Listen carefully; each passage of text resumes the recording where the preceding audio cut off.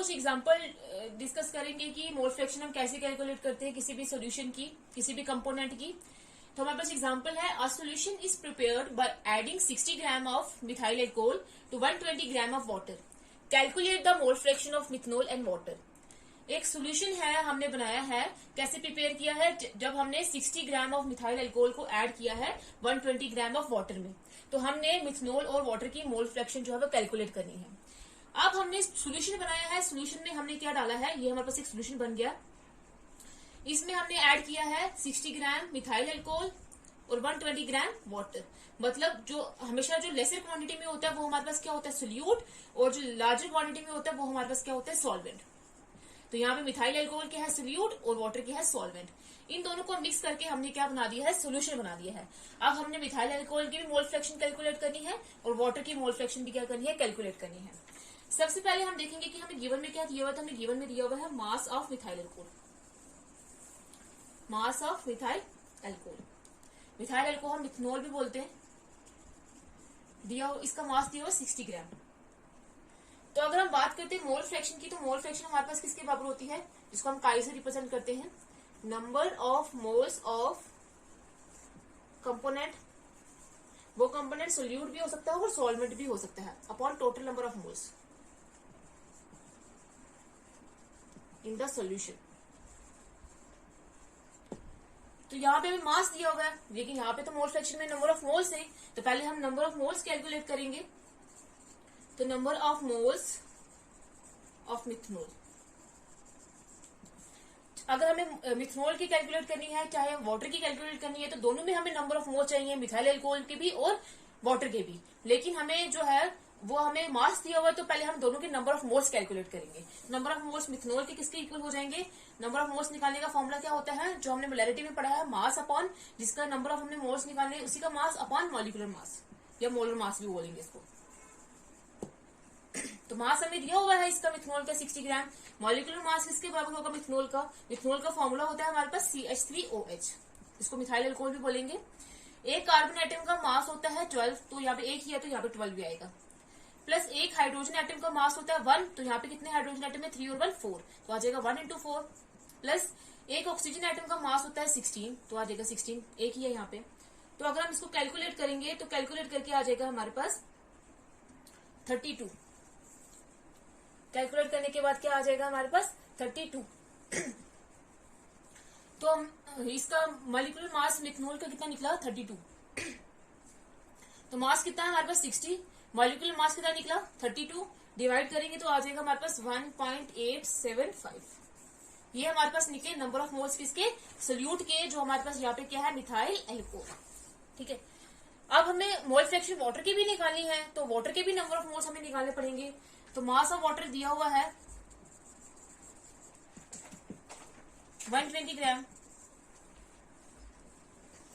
अगर हम number of moles निकालेंगे वाटर के,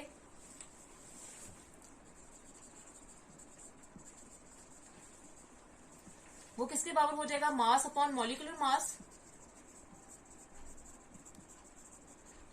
मास अपॉन मॉलिक्यूलर मास।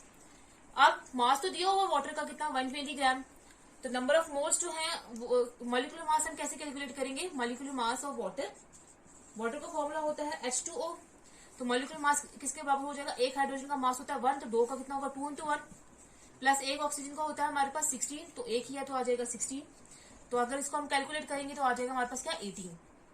तो नंबर ऑफ मोल्स वाटर के कितने, मॉलिक्यूलर मास वाटर का कितना आया, 18। तो नंबर ऑफ मोल्स निकालेंगे तो मास कितना दिया होगा, 120 gram upon 18 is equal to 0.666। तो अगर हम इसमें निकालेंगे कैलकुलेट करेंगे तो आ जाएगा क्या, 0.667। तो मोल्स ऑफ वाटर कितने निकले हमारे पास, 6.667। ये निकले हमारे पास किसके, नंबर ऑफ मोल्स किसके, वाटर के, 6.667। अब नंबर ऑफ मोल्स वाटर के भी निकल गए, number of moles methyl alcohol के भी निकल गए। तो अब जब हमें क्या चाहिए फॉर्मूले में, मोल्स हमने निकाल दिए मिथनॉल के भी और वाटर के भी, लेकिन हमें टोटल नंबर ऑफ मोल्स भी चाहिए। तो टोटल नंबर ऑफ मोल्स किसके बराबर होंगे,